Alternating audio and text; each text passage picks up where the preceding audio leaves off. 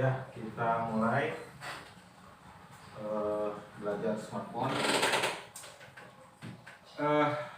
Kira-kira dari rekan-rekan apa yang tahu nggak istilah smartphone itu apa? Ayo, Kang Didin terang tahu smartphone kan? Chandra, apa itu smartphone? Ada yang kurang tahu? Bisa pakai? Kan biasa kan pakai? Sudah biasa kan pakai? Bisa pakainya kan? Bisa ya? Apa itu smartphone? Kalau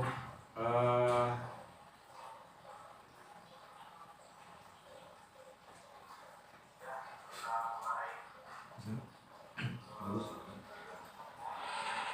Ini sebenarnya.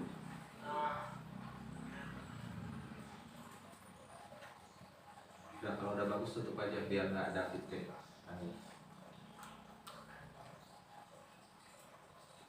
Oke.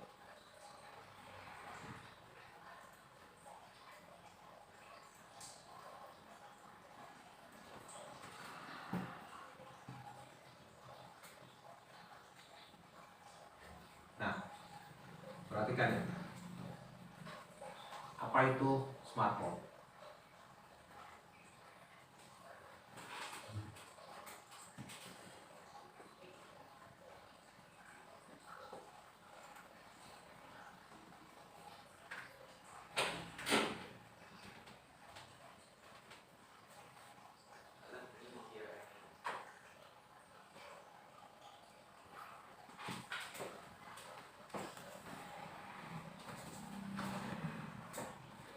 Kenapa dari kopi bro? Oke.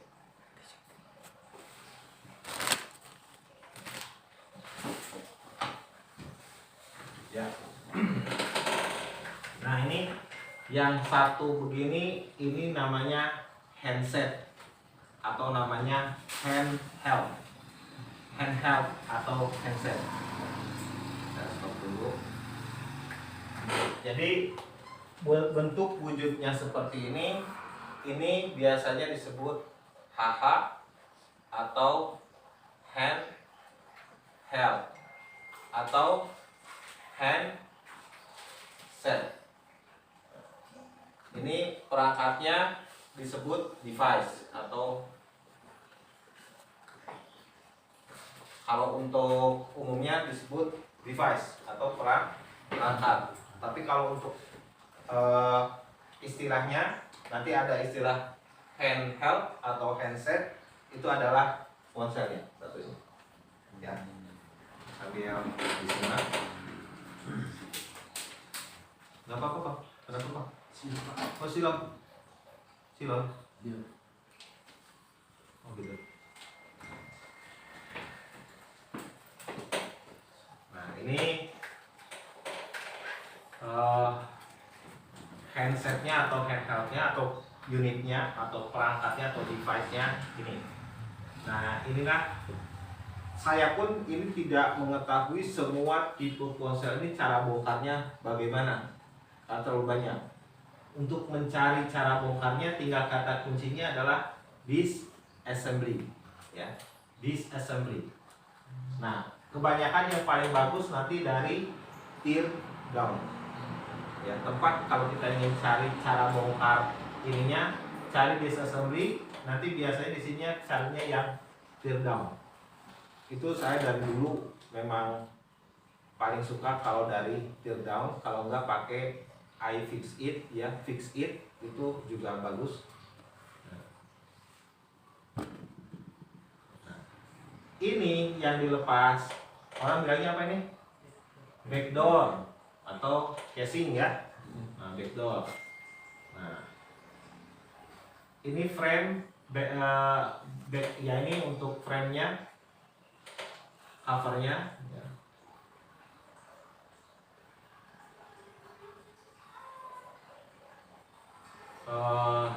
Apa namanya? Nah ini cara untuk melepaskan bautnya. Ini si obengnya itu ditumpukan ke telunjuk aja. Jadi jangan buka obeng begini. Nggak boleh. Handphonenya disimpan, ininya begini. Oke ya. Jangan kayak buka motor. Nah ini. Nah ini back covernya, ya back covernya. Ya, ada backdoor, ada back cover. Nah ini daughter board. Ya, saya ini kan dulu. Jadi satu perangkat itu kita belajar itu yang namanya handphone atau smartphone.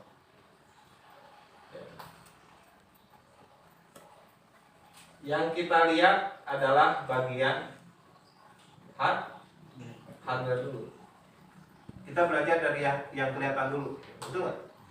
Jangan nanti pas begini Pak, saya belajar software, belajar handphone langsung belajar softwarenya saja, nggak bisa. Karena software itu bisa dilakukan kalau hardwarenya prima. Software itu adalah finishing. Nah, jadi kita belajar di hardware. Nah, hardware itu pada saat tadi kita mulai dibagi dua. Ada yang disebut dengan internal hardware dan external hardware. Nah, perhatikan ini ya. Tadi handheldnya sedang dibongkar. Ini akan menunjukkan bagian-bagian dari smartphone itu apa saja secara hardware.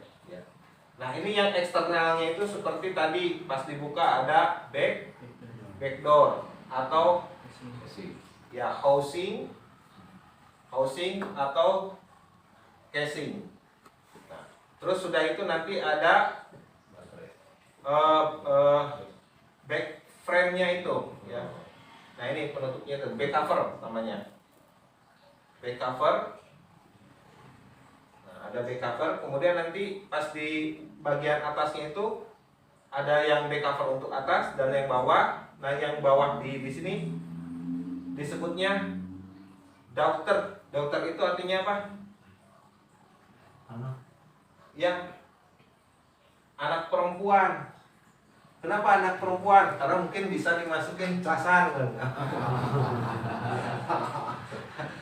Ini aneh-aneh aja ngasih namanya daughter board. Nah, padahal nanti begini, yang di atas di sini pas nanti dibuka itu namanya internal hardware, ada yang namanya mainboard atau motherboard, betul? Nah, karena gara-gara ini disebutnya motherboard dan jenisnya perempuan, maka yang di bawahnya namanya daughterboard gitu. Kalau fatherboard mungkin di sini sonboard. Ngerti nggak? Iya. Nah, itu. Nah, kalau saya lebih mengatakan di sini adalah mainboard. Nah, yang di bawahnya ini nanti adalah subboard. Jadi ada yang utama, ada yang bagian. Ya. Ini kenapa? Jangan ada yang nanya, Pak, kenapa namanya daughterboard? Karena papan yang utamanya namanya motherboard. Nah, itu jenis kelaminnya perempuan. Pas ditanya kenapa jenis motherboard yang diselidan, mungkin ada buat colokannya. Udah, jangan dibahas. Oke. Nah, ini subboardnya. Kalau teknisi kita bilangnya ini papan bawah, ya mesin bawah, gitu kan? Gak apa-apa.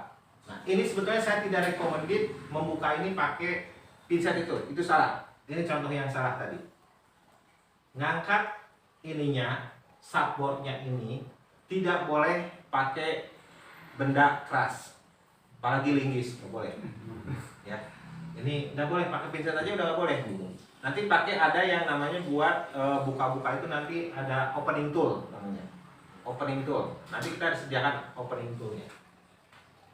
Nah, ini cara buka bautnya. Nah, biasanya bautnya ini itu jangan langsung digeletakkan seperti sembarangan. Jangan. Nanti si bautnya kumpulkan. Sudah terkumpul, ambil solasi kertas. Tutup sama solasi kertas di belakang backdoornya. Ngerti nggak? Jadi nanti sudah nyerpis handphone, bingung dengan baut kemana. Kebanyakan begitu ya. Ingat, satu aja baut itu milik orang lain, betul nggak? Kita nggak boleh ceroboh, ya, bahaya. Apalagi sampai ditukerin sama baut sepeda, nggak boleh, ya, marah nanti yang punya. Nah ini saya tidak mewajibkan menggunakan pinset. Ini contoh yang salah, ya. Saya wajib menyalahkan ini, kenapa? Karena ini plastik yang penyempitnya adalah besi, jadi ini nanti kalah. Lebih baik alat pengukitnya ya kalah, betul nggak? Karena kan merusak itu kalau logikanya ke sana. Nah, yang benar ini kalau ngangkat-ngangkatnya pakai opening tool. Makanya ini nanti ada opening tool satu set. Ya, ada opening tool satu set. Nah, Pak, saya mau pakai kuku, no problem. Saya juga suka pakai kuku, ya. Yang penting jangan pakai logam. Sedang ada baterai terpasang di sini, betul? Dicolok pakai logam, kebakar. Kenapa? Terjadi konslet. Kenapa? Karena konduktor ketemu positif negatif. Oke. Nah ini salah, 100% salah. Jadi jangan dicontoh. Kalau yang ininya, sengaja saya pakai gambar yang ini, saya bisa nanti koreksi gitu. Gunakan opening tool yang sifatnya tidak melukai komponen, paham nggak ya? Gunakan alat yang tidak melukai objek yang sedang kita kerjakan. Handphone itu tangan halus, pekerjaannya pakai tangan halus, ya. Tidak ada kekerasan dalam ruang teknisi. Jadi tangan halus. Nah, inilah motherboardnya. Oke. Ini mainboardnya atau motherboardnya. Jadi yang besar tuh nanti LCD-nya sama casingnya. Ini tidak bakalan lebih besar dari satu korek api, korek kayu. Mestinya seperti itu. Ya. Oke, nanti akan ada penjelasan lebih dalam. Ya, di sini. Karena masalah ini nanti abaikan karena sudah sampai berjalan. Ya. Nah inilah contohnya.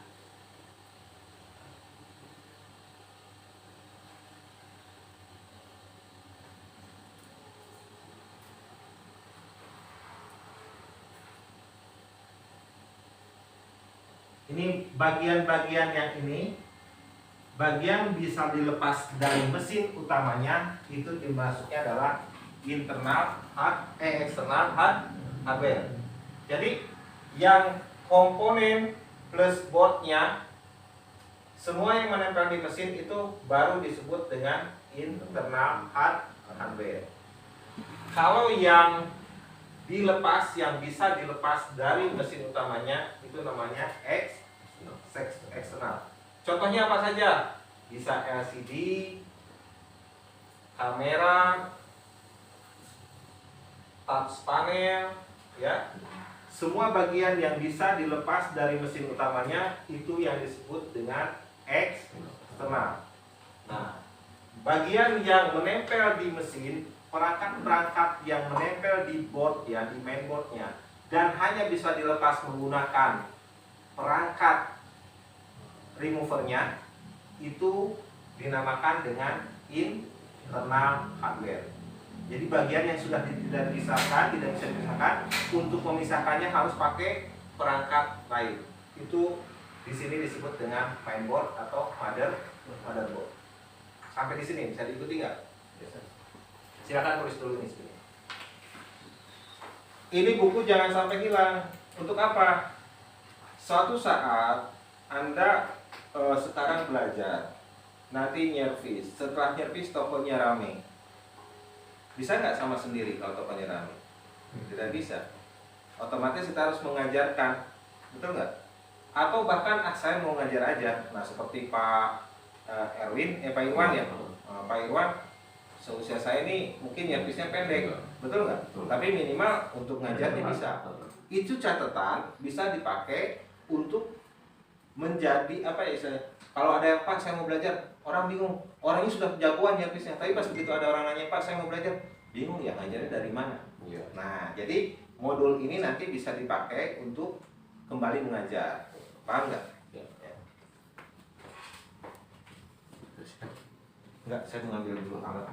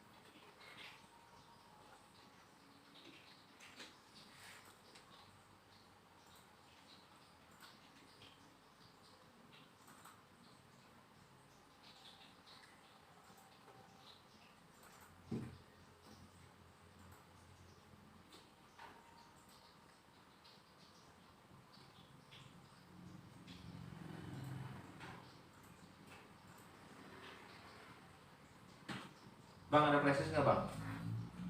4 giga pak. 4 giga. 4 giga. Bebas. Flash disk saya di sini yang import ini enggak.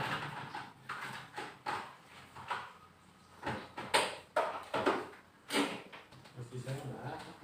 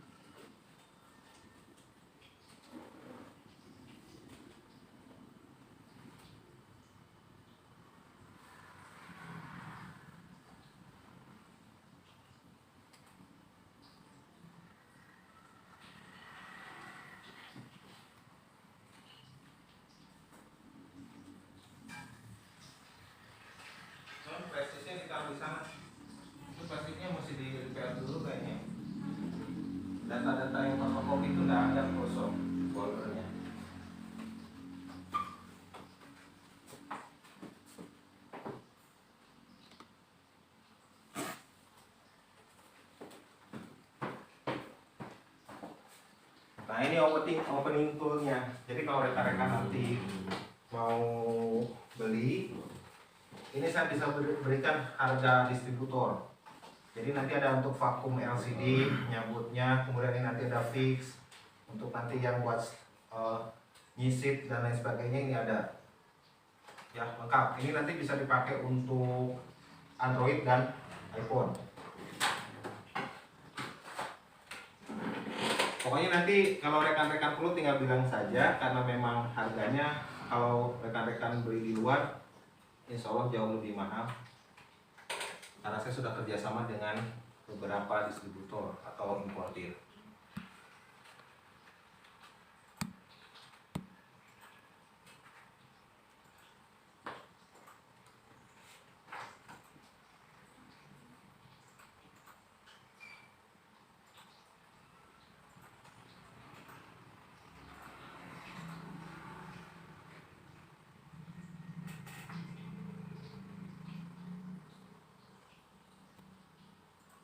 Sampai sini ada yang ditanyakan?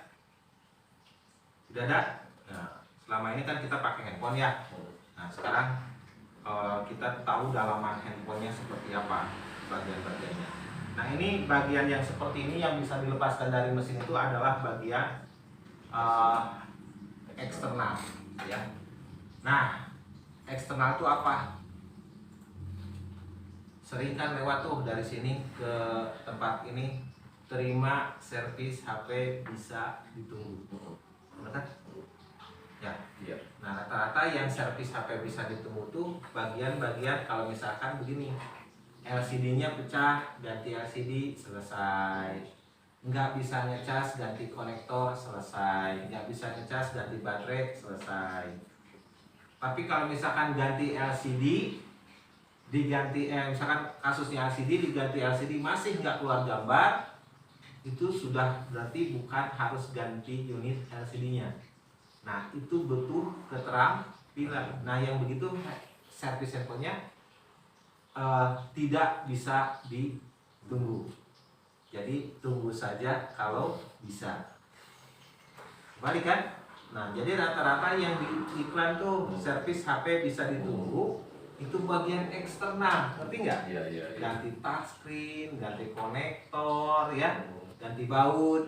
Nah, itu. Jadi itu servis HP yang bisa ditunggu. Nah, bagian yang perlu skill itu adalah bagian yang internal. Nah, kita akan lebih banyak di sini. Hampir 100% kita belajar hardware internal. Kenapa hardware eksternal itu rata-rata banyak diadopsi di Google atau di YouTube. Betul kan? Cara ganti ini banyak lah di YouTube. Tapi pas begitu ganti IC atau ada kasus yang lain, nah itu nggak ada, jarang dibukakan di YouTube. Nah, kita akan lebih banyak nanti mengeksplor yang dinamakan dengan hardware internal. Seperti apa hardware internal itu? Nah, kita nanti akan lebih banyak mengurusi yang satu ini. Selamat datang di dunia smartphone.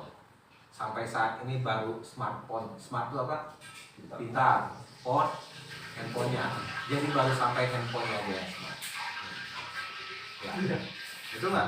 Nah, sekarang kita menuju smart teknisiannya. Ya, pintar juga teknisinya. Nah, mainboard ini mesin yang utuh ini namanya mainboard. Ya. Nah, yang mesin kecilnya itu namanya subboard. Ya. Kalau motherboard yang tadi daughterboard. Enakan yang mainboard aja lah, ya. Nanti ya, itu kan motherboard. Kami nyebut yang bawahnya nanti daughter. Ini mainboard, ada subboard. Nah, mainboardnya ini akan ada 3 blok utama. Apa bloknya? Di hardware ini kita akan bertemu dengan mainboard. Main itu utama atau papan utamanya. Papannya utamanya ini nanti akan terbagi menjadi 3 bagian penting, 3 kamar penting, ya. Jangan dulu nulis, perhatikan aja dulu. Ada bagian yang disebut dengan radio frekuensi modul. Kemudian ada yang disebut dengan baseband modul. Dan yang terakhir ada yang disebut dengan user interface modul. Kalau ingat radio, berarti ingat nanti gelombang frekuensi. Berarti ini ingat apa? Sinyal. Sinyal. Ya. Nulisnya signal, bahasanya sinyal. Kemudian baseband itu, bass itu pusat, band itu putaran. Inilah bagian yang akan menjadi motornya ponsel, menghidupkan dan mematikan ponsel. Bahkan pengolahan data ada di sini. Sistem computerized ada di sini. Itu namanya bagian baseband. Bagian power dan data management. Yang mengolah itu namanya manajemen. Yang ini user interface module ini adalah bagian aksesoris untuk mengakses perangkat-perangkat atau untuk saat menggunakan ponselnya sebagai alat untuk mengakses. Contohnya seperti apa? Keyboard. Tidak ada kan keyboard, digantikan dengan touch screen. Kemudian muncul di LCD. Kamera, SIM card, baterai, MMC, apalagi MMC, SIM card, handsfree. Semua ini terhubung ke mesin utamanya melalui yang dinamakan dengan sistem konektor. Nah, saya akan kupas dulu di sini. Jangan dulu tulis. Satu mesin ini, hardware ini namanya mainboard. Di mainboard ini akan ada 3 blok utama. Ini blok RF, ini blok baseband. Baseband itu, bass itu pusat, band itu putaran. Nah, ini bagian yang memiliki tugas pertama kali ponselnya bekerja. Ini akan dekat dengan konektor baterai, ya. Dan di sini di mesinnya ada komponen yang utama berukuran besar, yaitu seperti CPU dan data storage, tempat penyimpanan data. Kalau di ini ada prosesor dengan hard disknya. Nah, ini baseband. Juga di sini nanti ada perangkat yang akan menghidupkan atau memberikan, menyalurkan tegangan ke semua bagian ponsel. Itu yang disebut dengan IC power. Jadi nanti di sini di bagian baseband adalah bagian yang paling utama, ada IC power, ya, atau namanya power management unit. Data manajemennya nanti ada CPU plus memori. Jadi handphone itu mudah, betul. Dibanding perangkat-perangkat yang lain, handphone lebih rapi susunannya. Makanya lebih banyak yang senang jadi teknisi handphone.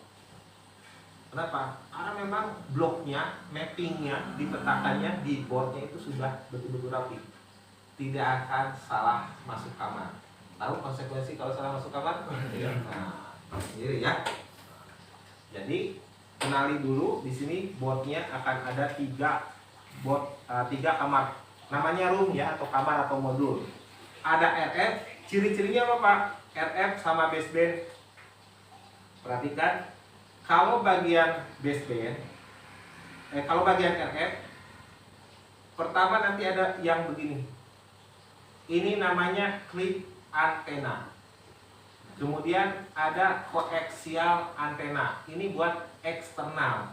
Kalau di kita jangan dipakai. Kalau di luar negeri disambung lagi pakai antena seperti antena yang TV. Nah, pakai antena aluminium, tapi di kita jangan pakai.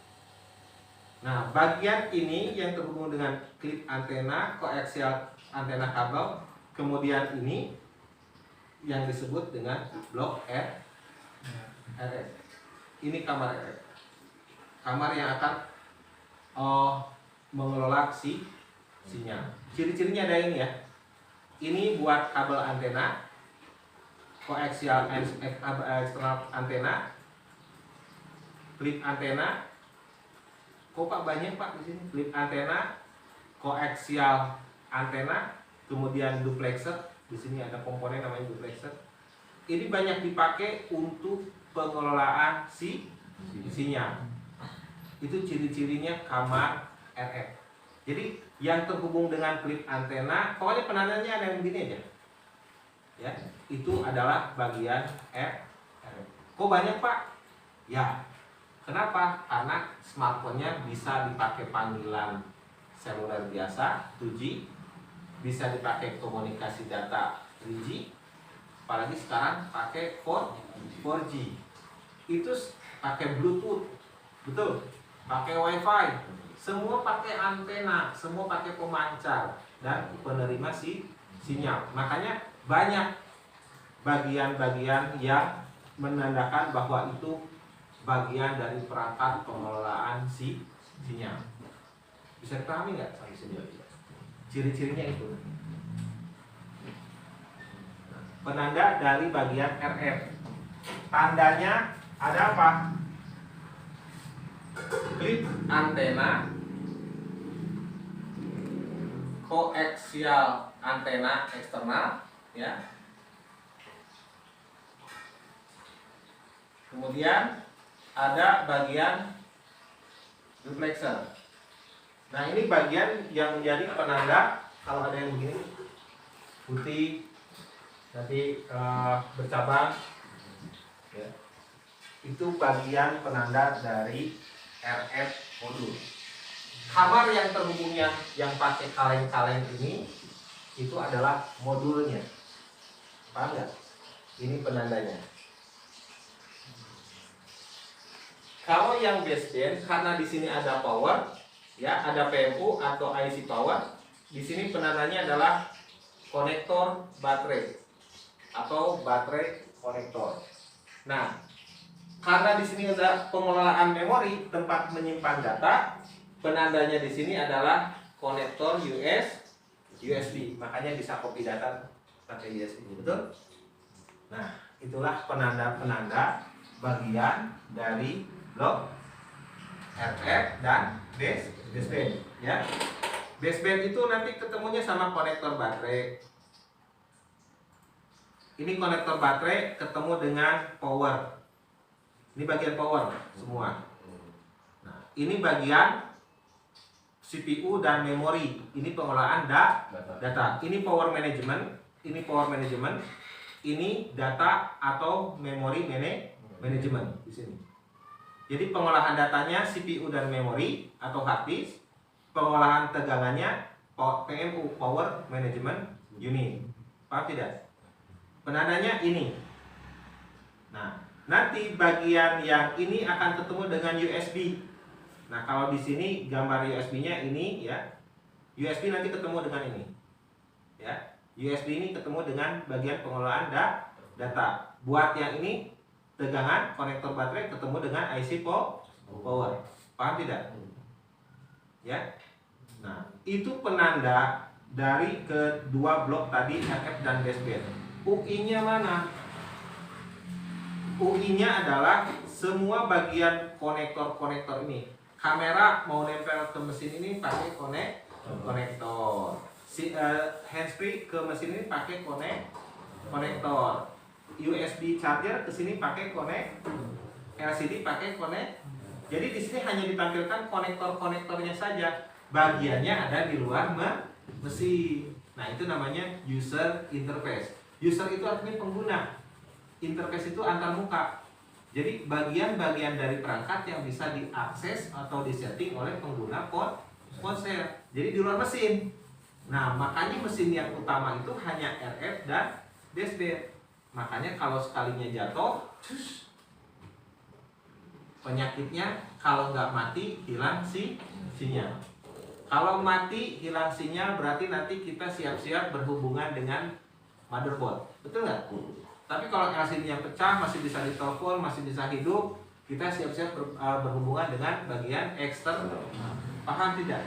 Dengan begitu pun nanti kita bisa menganalisa, oh ini kerusakannya internal, kerusakannya eksternal.